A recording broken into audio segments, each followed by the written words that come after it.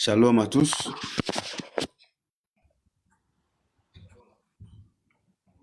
Que Dieu bénisse très richement.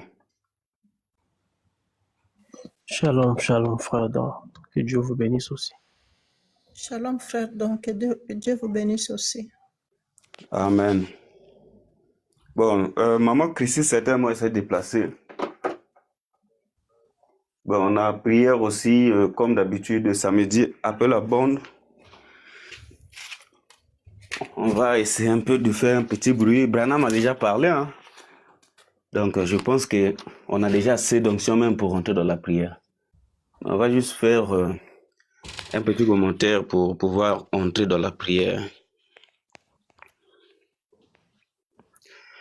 On va d'abord prier pour l'ouverture du service. Laisse-moi marcher, Seigneur, par où tu es passé. Tu me conduisant vers le ciel.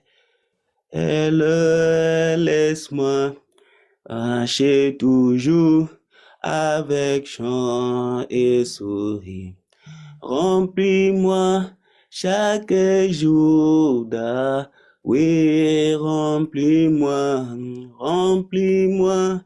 chaque jour d'amour, l'amour divin, comme je marche avec la colombe. Oh, mais laisse-moi marcher toujours avec joie et sourire. Remplis-moi chaque jour d'amour. Prions le Seigneur. Glorieux et merveilleux ton Père Céleste, nous te remercions pour cette matinée que tu nous as donnée, Seigneur. Nous avons écouté ta parole, Seigneur, à travers ton serviteur. Oh, éternel, grand Dieu Tout-Puissant, comme tu le sais, Seigneur, nous allons passer à l'étape suivante de la prière, Seigneur. Nous te prions, Papa, d'être avec nous, comme tu l'as toujours été, Seigneur Jésus-Christ. Tu as dit dans ta parole, s'il y a une chose que nous allons faire en tout temps, en tout lieu, et être dans la volonté parfaite de Dieu, c'est de prier, Seigneur Jésus-Christ. C'est pour cela, Papa, nous sommes là pour accomplir ta parole, Seigneur Jésus. Aide-nous, Papa, alors que nous allons être du début jusqu'à la fin. Ouais, on se me lève, Seigneur, écarte l'homme du chemin. Que les pensées humaines soient ôtées, Seigneur, pendant cette petite exhortation. Que tu puisses oindre le service du début jusqu'à la fin. Et que les problèmes de tes enfants soient résolus, Seigneur. Nous te prions de nous parler, Papa. C'est dans le nom tout-puissant et infaillible du Seigneur Sauveur Jésus-Christ. Nous avons ainsi prié demander. Amen. Que Dieu vous bénisse richement. Amen. Alors, nous avons un verset que nous allons lire. J'aimerais lire dans 1 Roi 18. Je commence d'abord par 1 Roi 18. Voilà, je suis là. 1 Roi 18. À partir du verset 16. La Bible dit ceci. Bon, je commence à partir du verset 17. À peine Akab aperçut-il Élie, qu'il lui dit, « Est-ce toi qui jettes le trouble en Israël ?» Élie répondit, « Je ne trouble point Israël, c'est toi au contraire et la maison de ton père, puisque vous avez abandonné les commandements de l'Éternel et que tu es allé après les Baals. » Ok. Donc, cette petite exhortation, je vais continuer encore à partir de Juge 6. Juge 6, le livre de Juges. La Bible nous dit ceci. Les enfants d'Israël firent ce qui déplaît à l'Éternel, et l'Éternel les livra entre les mains des mendiants pendant 7 ans. La main des mendiants fut puissante contre Israël. Pour échapper à mendiants, les enfants d'Israël se retirèrent dans les ravins. des montagnes, dans les cavernes et sur les rochers fortifiés. Quand Israël avait sémé, Madian montait avec Amalek et les fils de l'Orient et ils marchaient contre lui. Ils campaient en face de lui et détruisaient les productions du pays jusqu'à vers Gaza. Et ne laissaient en Israël ni vivre, ni brebis, ni bœuf, ni âne. Que Dieu bénisse la lecture de sa parole. Donc, j'aimerais apporter une petite exhortation sur le sujet tiré dans 1 roi 18, là où Akab avait dit à Élie, tu troubles Israël. Mais Élie lui répondit, c'est pas moi qui trouble Israël, mais c'est toi qui troubles Israël. Maintenant, moi, j'aimerais prendre un sujet pour dire que c'est pas le diable ou Dieu qui trouble ta vie, mais c'est toi-même qui trouble ta vie. Comment tu troubles ta vie? Quand tu abandonnes les commandements de Dieu. Quand tu abandonnes les commandements de Dieu, tu mets des troubles dans ta vie. Tu ouvres les portes à l'ennemi. La parole de Dieu a été envoyée comme une fortification pour l'Église. Une protection pour les enfants de Dieu. Donc, aussi longtemps que tu es dans la parole de Dieu, mon frère et ma soeur, sache que tu es sous la protection divine. Tu es dans un endroit, dans un tour de sécurité. Tu es dans un endroit sécurisé. Aussi longtemps que tu es dans la parole. Vous allez remarquer, si on repart en Éden, Adam et Ève, aussi longtemps qu'ils étaient dans la parole, il n'y avait pas de problèmes, il n'y avait pas des histoires, oh non, la chute, non. Mais dès qu'ils ont seulement essayé de quitter la parole, c'est là que les problèmes sont rentrés. C'est là que vous avez vu, il y a eu la mort, ils ont été chassés de l'Éden, hein, et c'est là que la chute est rentrée. Les mains dépendent de toi-même. Donc, ne pense pas que tu peux vivre ta vie sans Dieu. Tu vas te perdre, mon frère. Tu vas aller te creuser des problèmes toi-même. Ne pense jamais ça. Je te dis, si tu es un fils de Dieu, si tu es une fille de Dieu, ne te dis jamais dans la tête que non, moi, je peux pour moi réussir sans Dieu. Je peux pour moi avancer sans Dieu. Je peux réaliser des exploits. Un enfant de Dieu ne peut jamais réussir en dehors de la parole. Nous sommes le type d'Israël. Frère Branham dit quoi? On va lire ça. Jésus est merveilleux. Frère Branham dit ceci.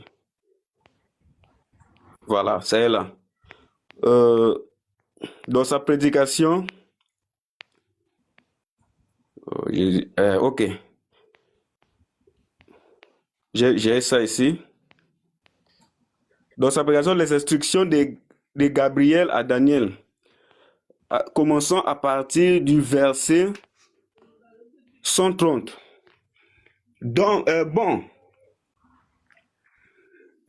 Donc, finalement, c'est un fait que Dieu traite avec Israël seulement quand elle est dans sa patrie. Prenons par exemple, quand Abraham a quitté sa patrie pour aller en Égypte, qu'est-ce qui est arrivé? Il s'est éloigné de la volonté de Dieu. Il n'a plus été béni. Tant qu'il n'est pas retourné dans sa patrie, Dieu n'a pu traiter avec lui. Pas une seule vision, ni rien d'autre. Tant qu'il n'est pas retourné dans sa patrie. Regardez Israël, quand ils ont été envoyés en Égypte, pour 400 ans, il n'est pas arrivé un seul miracle, pas un seul signe, pas la moindre chose au milieu d'eux. Il n'y a rien de mentionné dans l'histoire du livre. Toujours le même train.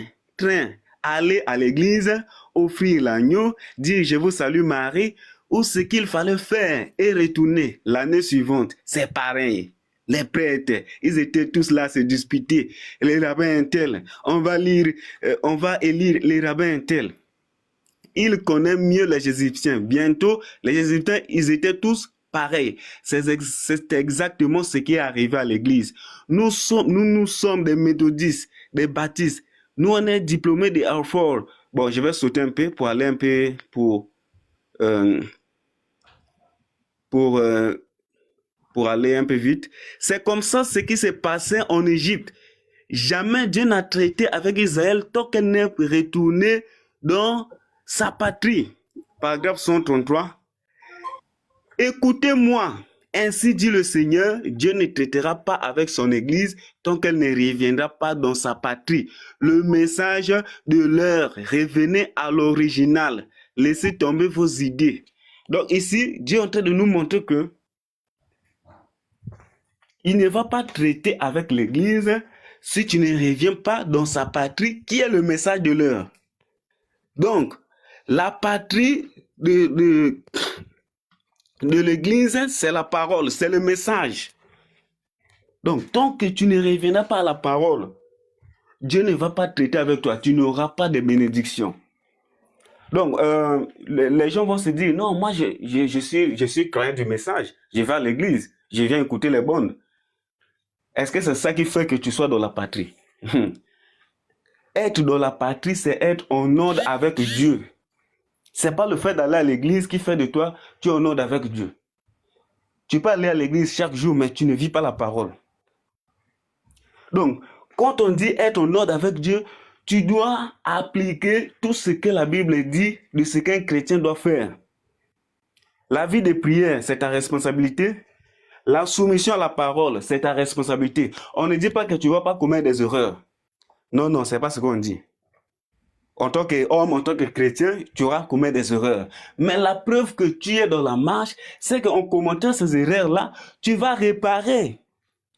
Pas les gens qui font du péché leur vie. Moi, je ne parle pas de ces gens-là, vous êtes en dehors de la patrie. Quand le péché devient ta vie,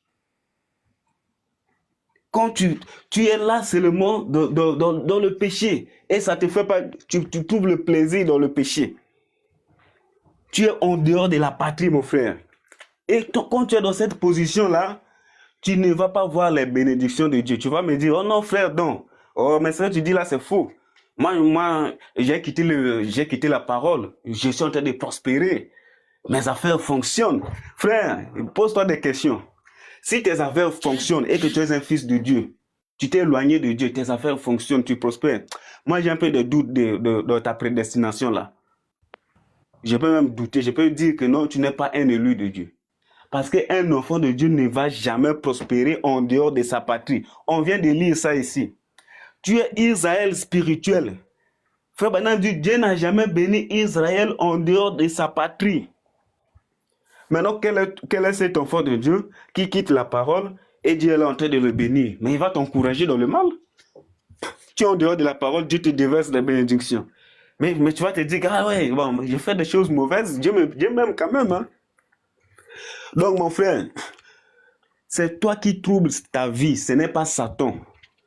Ce n'est pas Dieu, mais c'est toi. Donc l'état de problème que tu as bien aimé, c'est parce que tu as brisé la parole quelque part, mais tu n'as pas arrangé. Je te dis la vérité, je vais te lire les versets ici, là, tu vas te retrouver. Donc, les problèmes que tu as, que tu traverses, des montagnes qui s'élèvent dans ta vie, c'est toi le trouble, c'est toi le problème. Tu as déplacé la parole. Tu n'as pas mis la parole à sa place. Tu as laissé Jésus quelque part. Et Frère Branham dit que Jésus t'attend là où tu l'as laissé. De la même manière, Joseph et Marie, ils étaient avec Jésus. Ils l'ont abandonné au temple. Jésus ne s'est pas paniqué pour aller chercher les parents. Non, mes parents sont où? Jésus les a attendus là. Frère Branham dit, Jésus t'attend à l'endroit où tu l'as laissé. Tu as pu peut-être laisser Jésus dans la vie de prière. Tu as abandonné Jésus là. Tu ne pries plus comme avant. Jésus t'attend là. C'est là que tu l'as laissé. Alléluia. Tu as pu peut-être laisser Jésus dans la lecture de la parole. Tu ne lis plus la parole. Tu ne médites plus la parole. Jésus t'attend là. C'est là que tu as abandonné Jésus. Jésus, c'est la parole. Jésus n'est plus un être physique comme au temps à l'époque de Galilée. Jésus, c'est la parole. Donc, chaque fois que tu abandonnes la parole, sache que tu as abandonné Jésus. Est-ce que vous comprenez? Donc, tu as abandonné Jésus Dans la vie, dans le veille de prière, tu ne veilles plus. Dans le mois, tu veilles. Est-ce que tu as même veillé même le mois de mars là? Est-ce que tu as fait une veille de prière, même personnelle, toi-même? Tu n'as pas fait. Est-ce que tu as jeûné? Tu n'as pas fait. Bon, imagine-toi un chrétien qui passe 1 mois, 3 mois et ne jeûne pas. Ah! C'est compliqué. Frère, on doit revoir nos vies. On ne vit pas la parole. On ne vit pas la parole. On est loin d'être des chrétiens. Si on prend Pierre, on te place avec Pierre. On dit, on te trouve Pierre, qui est plus spirituel, qui est un peu dans l'avancement, dans le monde de Dieu. Toi, tu vas dire Pierre.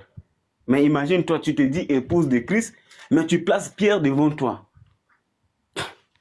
Ça veut dire que le niveau qu'on doit atteindre, normalement, on n'est pas à ce niveau-là. On n'est même pas à l'orteil de ce niveau qu'on doit atteindre normalement en cet âge de la fin.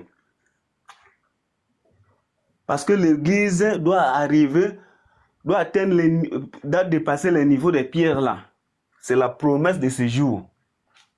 Mais aujourd'hui, les chrétiens se contentent de la position actuelle qu'ils ont, de la vie actuelle qu'ils ont. Les chrétiens se contentent de ça. C'est pour ça que je dis que le problème, ce n'est pas Dieu. Frère Branham dit que Dieu ne fait pas des demi-chrétiens. Dieu ne fait pas des demi-chrétiens. Dieu ne bénit pas à moitié. Dieu ne donne pas le salut à moitié. Si toi, tu as des bénédictions à moitié, c'est à cause de toi. Frère Branham dit, pourquoi nous avons des chrétiens, des demi-chrétiens? Pourquoi nous avons des bénédictions à moitié? Pourquoi nous avons la vie de la parole à moitié? C'est parce que nous mélangeons nos voix avec les voix de Dieu. Le problème, ce n'est pas Dieu, mais c'est toi. C'est toi qui troubles ta vie. Le trouble, ça vient de toi. Tu n'es pas à la place qu'il faut. Donc, tu dois être à la place qu'il faut pour que Dieu aussi puisse te donner ce qu'il faut à cette place-là. Donc, il y a les bénédictions qui t'attendent quand toi, tu vas te ranger à la place qu'il faut. C'est là que tu vas recevoir la bénédiction. Donc, son fils est mort, son mari mort, c'est la détresse. Mais dès qu'elle est revenue, c'est là qu'elle a eu la restauration. Donc, c'est la même chose avec toi, mon frère. Tu es le trouble qui trouble ta vie, c'est toi. N'accuse personne. Oh non, les liens de famille, on est en train de m'envoûter, mes affaires ne marchent. Je vais te lire les versets ici, tu vas comprendre que c'est toi le trouble. Faut pas accuser les gens. Dans ta vie, là, c'est les gens qui t'ont envoyé sur la terre ou bien c'est Dieu qui t'a envoyé sur la terre. Mais pourquoi tu accuses les gens? Toujours là, accuser les gens. Non, on est en train de m'envoûter. Un chrétien. Oh non, on est en train de m'envoûter. Ah, frère. Sois quand même raisonnable, bien-aimé. Bon, allons d'abord lire un verset quelque part ici, là. Nous allons lire le prophète. Regardez ce que le prophète dit. Au paragraphe, le livre de Hébreux, chapitre 7, première partie, au paragraphe 54. Maintenant, la première chose qui se passa quand ils arrivèrent là-bas, c'est que Lot eut des ennuis. Pourquoi? Il était sorti de la volonté de Dieu. Si vous avez des difficultés, quand vous êtes dans la volonté de Dieu, Dieu vous aidera à vous en tirer. Mais si vous avez des ennuis en dehors de la volonté de Dieu, il n'y a qu'une chose à faire, c'est de rentrer dans la volonté de Dieu. Voilà. Donc, Lot a eu des ennuis quand il est sorti de la volonté de Dieu. Lui, il a suivi le chemin de la richesse. Il a suivi Sodome et Gomorrhe. Mais il ne savait pas ce qui allait arriver à Sodome et Gomorrhe là-bas. Aujourd'hui, beaucoup de chrétiens suivent la facilité. Il est capable de briser la parole pour pouvoir réussir dans la chair. Il est capable de faire des compromis avec la parole pour avoir la réussite temporaire de la chair. Mais imagine-toi, tu sacrifies la parole pour avoir une vie peut-être pour un temps. Parce que frère, la réussite de ce monde-là, c'est seulement temporaire, frère. Ça peut même durer seulement 30 ans, après tu t'en vas, Dieu te retire. Mais imagine-toi, tu as fait des compromis avec la parole. Mais est-ce que tu t'es soucié même de ton âme là? Est-ce que tu as eu même le temps de penser à ton âme? La chair, un jour, on est en train de nourrir la chair chaque jour ici, non? On met des lettres de beauté, non, je dois être clair. Les gens doivent me conforter quand ils me voient. Je dois attirer. Ok, c'est pas mauvais. Mais est-ce que tu te soucies, tu prends un instant de penser aussi à ton âme? Est-ce que ton âme brille de la même manière que ta chair brille? Tu es prêt à te sacrifier, à faire des grands sacrifices pour ta chair. Déjà, il y a des gens même, dès qu'il va travailler à 5 heures, 4 heures, il se lève. Chaque 4 heures, il a déjà mis un programme. Il met des alarmes pour aller au travail. C'est pas mauvais, ça c'est pour l'argent. Il a un programme fixe. Donc, si quelqu'un même veut venir le voir à cette heure-là, il dit non, je serai au travail. Mais est-ce que toi, tu as aussi un programme avec Dieu comme ça? Tu es capable de te sacrifier pour de l'argent, de couper le sommeil pour l'argent. Tu peux même dormir, tu vas travailler à 4 heures, tu dors à 1 heure, tu es obligé de te réveiller parce que là, tu dois aller travailler, c'est pour l'argent. Mais pour l'âme, est-ce que tu es capable aussi de couper le sommeil comme ça? Au milieu de la nuit, tu mets le réveil, je dois me réveiller, je dois prier. Est-ce que tu es capable de faire ça? Tu n'es pas capable de le faire. Pourquoi? Parce que tu trouves que ce n'est pas important pour toi. Tu trouves que, en fait, frère, c'est pour ça qu'on dit que la valeur d'une chose dépend de la connaissance qu'on a. Quand Dieu va te révéler l'importance de la vie éternelle, l'importance de ton âme, tu ne vas plus jouer tel que tu joues là. Jésus dit, ne travaillez pas pour les choses qui périssent, mais travaillez pour les choses de la vie éternelle. Donc, c'est pas mauvais de chercher l'argent. On doit le chercher. Tous, on a besoin d'argent pour prendre soin de... Mais que cela ne soit pas une occasion ou qui va nous faire que on puisse mettre Dieu derrière. Toi, tu as mis Dieu en arrière-plan. Et frère Branham dit, Dieu veut la première place. Dieu ne veut pas la deuxième place. Donc, ne fais pas les compromis avec la parole à cause de ces choses périssables. À quoi sert à un homme de gagner son âme, de gagner tout le monde, s'il va perdre son âme? À quoi ça va lui servir?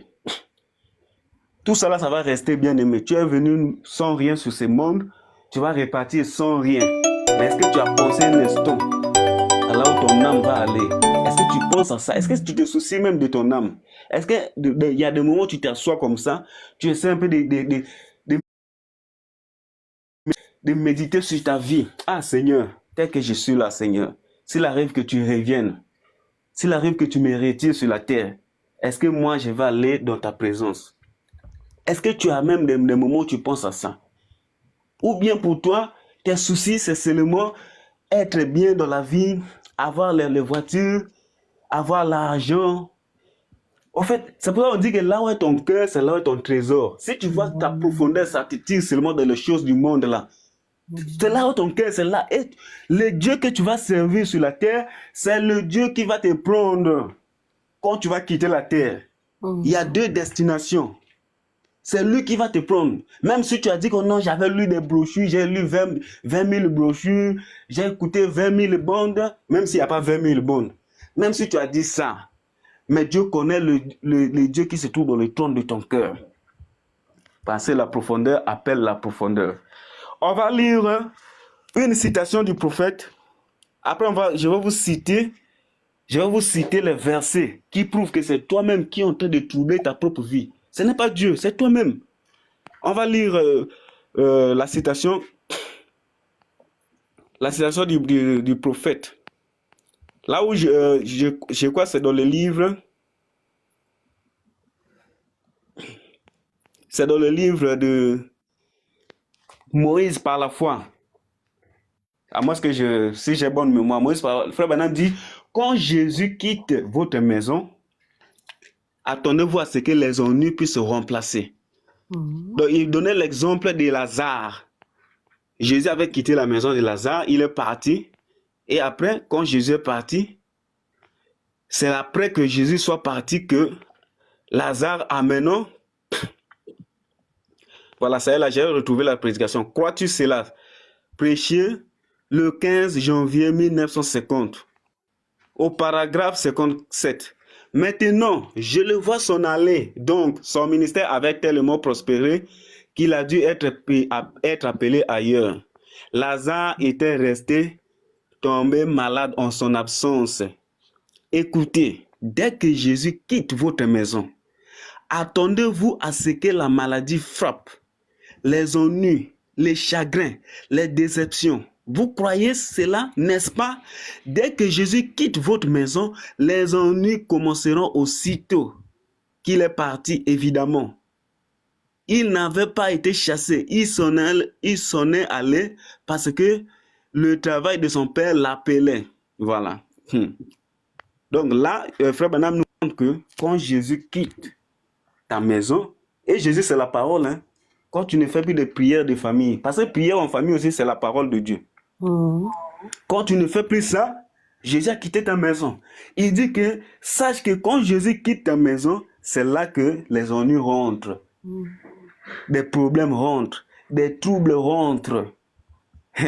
Quand vous déplacez la parole, quand la femme n'est plus à sa place, quand le mari n'est plus à sa place, vous avez déplacé la parole.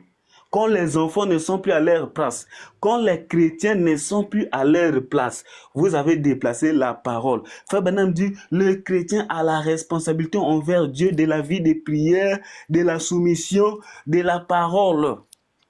Tu as la responsabilité envers Dieu de lire un verset par jour. Tu as la responsabilité envers Dieu de prier en tout temps, en tout lieu et sans cesse. Tu as la responsabilité envers Dieu d'obéir à la parole, peu importe n'importe quelle situation. Ne soyez pas prêts à vendre la parole pour les richesses de ce monde, bien-aimé. Pour les réussites éphémères. Je vous donne un témoignage, bien-aimé. On est en train de partir au nord. Ça, c'est si j'étais encore à Brazzaville à l'époque. À l'époque, je partais au nord et pour aller au nord, là où mes parents travaillaient, c'était au mariage de mes parents.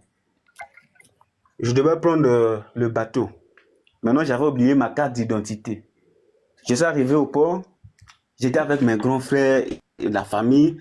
Ils ont dit, hey, mais toi, tu as oublié la carte d'identité? Bon, regarde, on va faire ceci. Tu vas seulement dire que tu n'as pas encore 18 ans et que c'est pour cela que tu n'as pas encore de carte d'identité. Maintenant, moi aussi, bon, j'ai dit, je vais mentir. Moi, j'aime pas mentir.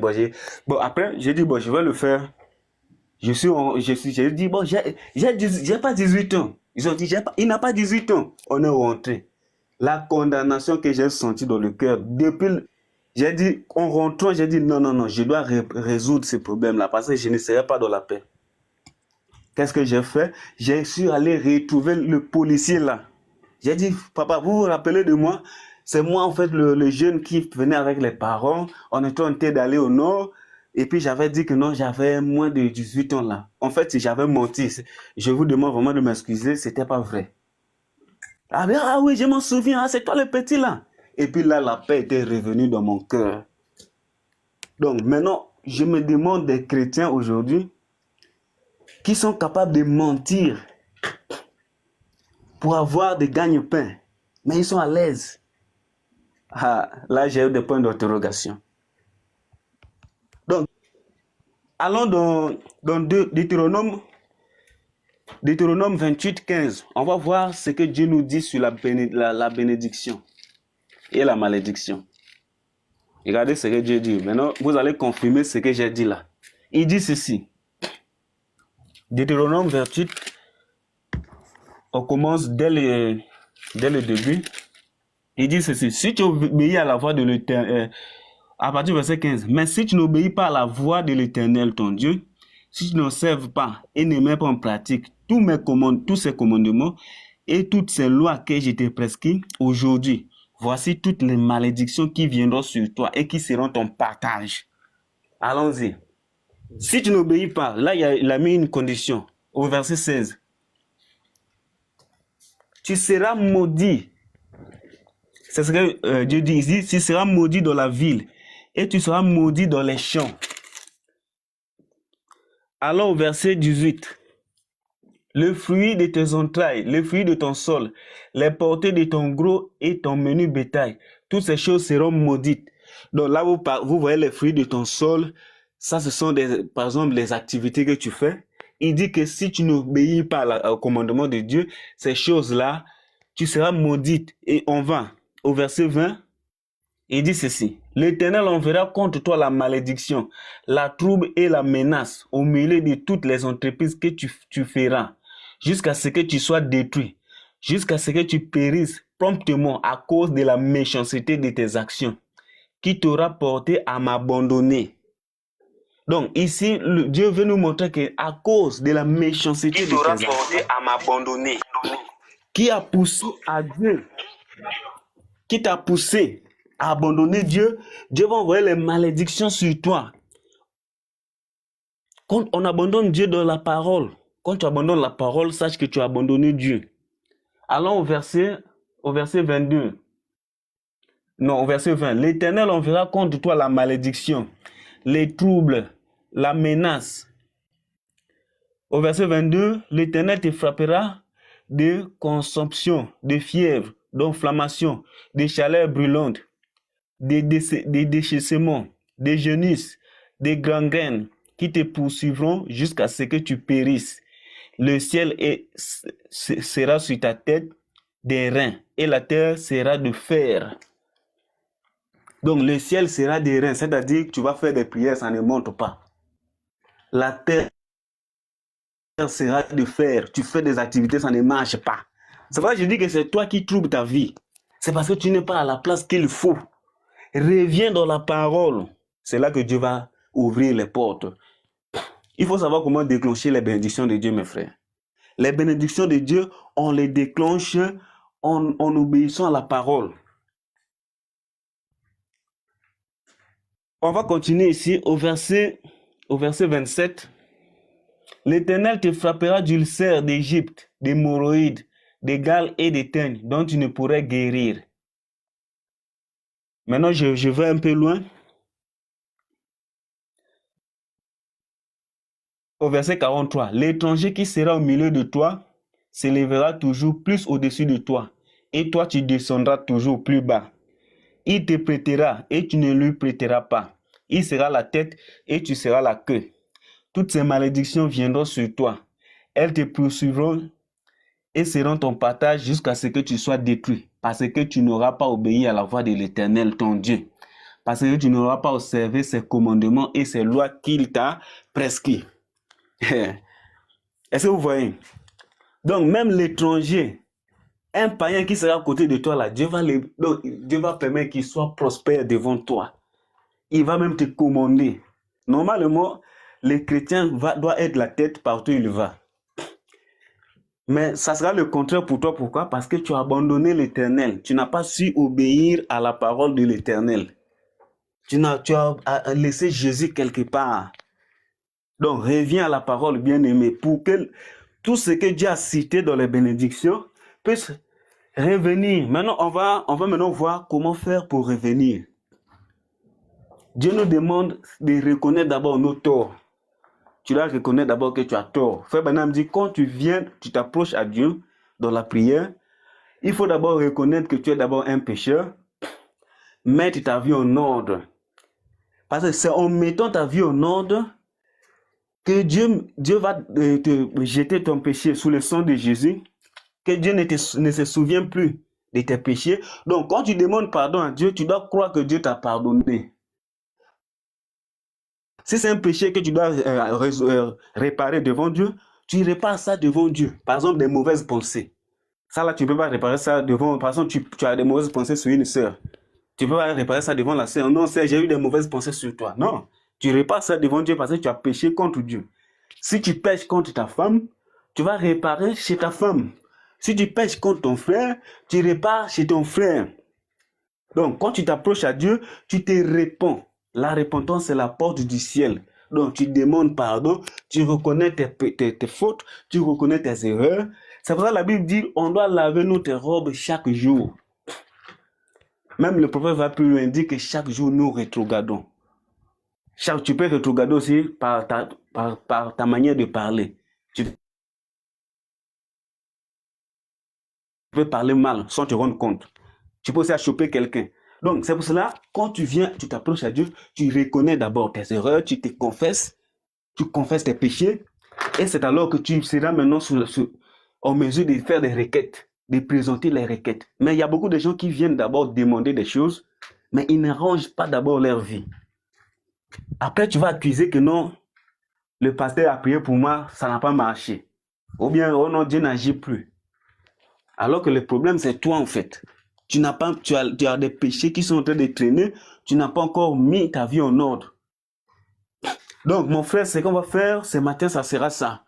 On va reconnaître nos péchés. On va mettre cela sous le sang de l'agneau. On va nous approcher de Dieu. On va lire dans 2 Chroniques ici, le verset qui nous parle de comment revenir à Dieu. 2 Chroniques 7 à partir du verset 14. La Bible nous dit ceci. Si mon peuple, ce qui est invoqué mon nom, s'humilie, prie et cherche ma face, s'il se détourne de ses mauvaises voies, je les exaucerai des cieux et je lui pardonnerai son péché. Je guérirai son pays. Mes yeux seront ouverts désormais. Mes oreilles seront attentives à la prière faite en ce lieu. Amen.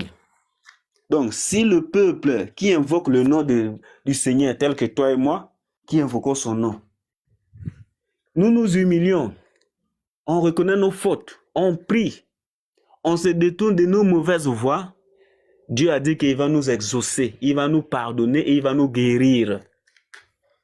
Donc la seule chose c'est ça. Même Branham m'a dit, dans la citation qu'on a lue plus haut, il dit que si vous avez des ennuis, quand vous êtes en dehors de la parole, la seule chose à faire c'est quoi? C'est de revenir à la parole. Donc ne souffre pas mon frère. Souviens-toi, donc examine-toi dans la vie. Où est-ce que tu as laissé Dieu? Où est-ce que tu as laissé la parole? Ce n'est que ça. Examine-toi, fais l'inventaire. Le matin, tu te réveilles, tu remets ta vie entre les mains de Dieu. Le soir, avant de dormir, tu fais l'inventaire. Seigneur, pendant la journée d'aujourd'hui, est-ce que j'ai vraiment été à la hauteur? Est-ce que j'étais servi comme il le fallait? Est-ce que je n'ai pas péché? Je n'ai pas chopé quelqu'un? Est-ce que je ne suis pas sorti de la parole? Tu répares.